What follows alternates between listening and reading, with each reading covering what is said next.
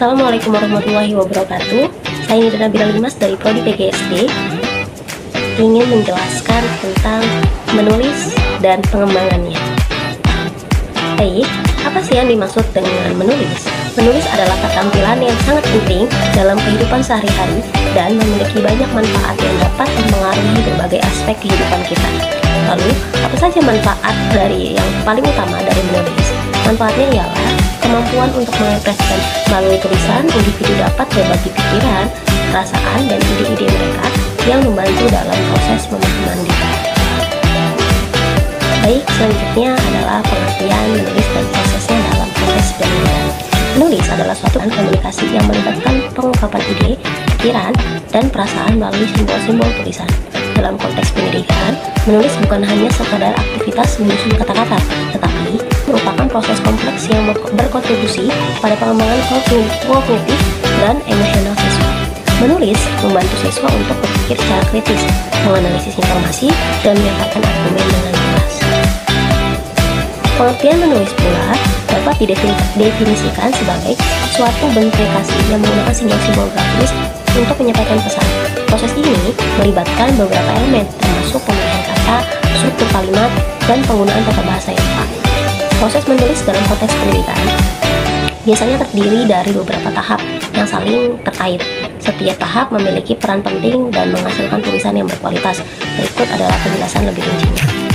Tahap dalam proses menulis itu ada perencanaan atau pre-writing, lalu ada pada tahap ini penulis mengumpulkan ide-ide dan perencanaan tulisan mereka. Selanjutnya ada namanya penulisan drafting, atau setelah perencanaan penulisan mulai menulis draft pertama. Pada tahap ini fokus utamanya adalah menuangkan ide-ide ke dalam bentuk tulisan. Lalu revisi atau revisi. Setelah draft pertama selesai, penulis melakukan revisi untuk memperbaiki struktur, alur, dan kejelasan tulisan. Pada tahap ini, penulis dapat menambahkan informasi baru, menghapus bagian yang tidak relevan, atau mengubah urutan ide untuk meningkatkan alur tulisan. Lalu, pengeditan atau editing.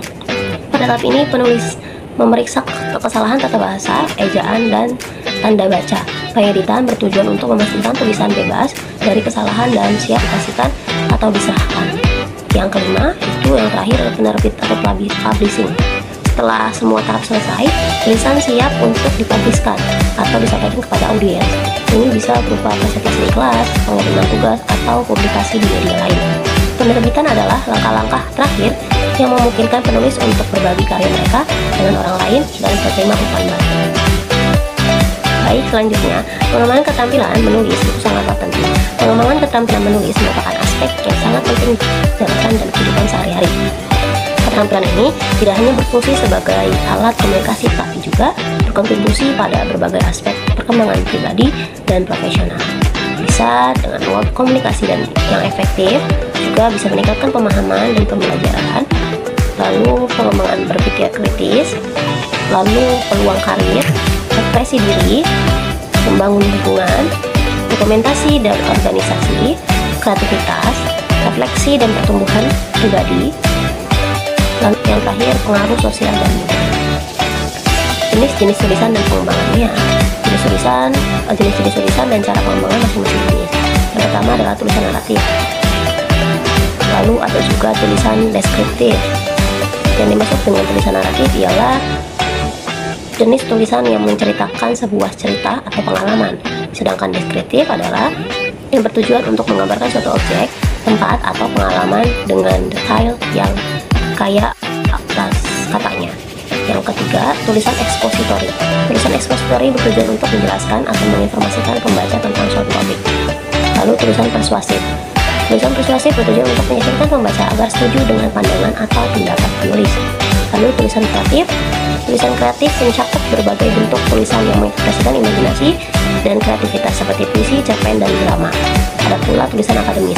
Tulisan akademis adalah tulisan yang digunakan dalam konteks pendidikan dan penelitian. Cara yang bisa kita pakai untuk meningkatkan keterampilan menulis dalam siswa yaitu pembelajaran berbasis proyek. Kita bisa membuat seperti majalah untuk sekolah, atau membuat blog, ataupun menyusun buku antologi cerita pendek. Lalu bisa melatih menulis rutin. Bisa juga umpan balik konstruktif, atau juga menggunakan teknologi yang sedang berkembang pada zamannya. Lalu pembelajaran kolaboratif. dan modeling ataupun contoh, serta menggunakan grafis organizer. Dan pembelajaran berbasis masalah, lalu bisa menggunakan kegiatan membaca seperti membaca non-fiksi, artikel atau esai, lalu merefleksi dan penilaian. Baik, selanjutnya adalah tantangan penulis dalam proses menulis. Yang pertama yaitu adalah kurangnya percaya diri. Banyak penulis, terutama yang baru memulai, merasa ragu akan kemampuan mereka, rasa takut akan kritik atau penilaian negatif dapat menghambat mereka untuk mengekspresikan ide dan melatih penulisan. Lalu, kesulitan dalam mengorganisir ide. Penulis seringkali merasa bingung tentang bagaimana menyusun ide-ide mereka secara logis dan sistematis. Yang ketiga, keterbatasan kosakata dan gaya bahasa. Penulis mungkin merasa bahwa mereka tidak memiliki cukup kosakata atau ekspresi ide dengan tepat. Atau keempat, kritik atau umpan balik negatif. Seringkali menjadi hal yang sulit diterima oleh penulis. Menerima kritik dapat membuat penulis merasa demotivasi.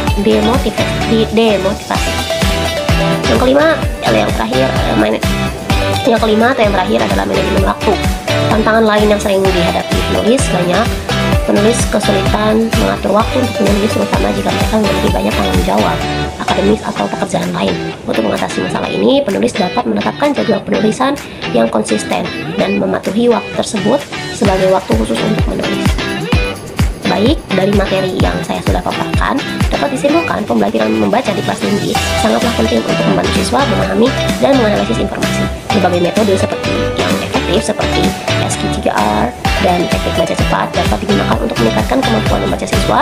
Faktor-faktor yang mempengaruhi pembelajaran membaca meliputi aspek fisiologis, intelektual, lingkungan, dan psikologis yang menunjukkan bahwa dukungan dari lingkungan sekitar sangatlah krusial. Baik, sekian dari saya. Kurang lebihnya mohon maaf. Assalamualaikum warahmatullahi wabarakatuh.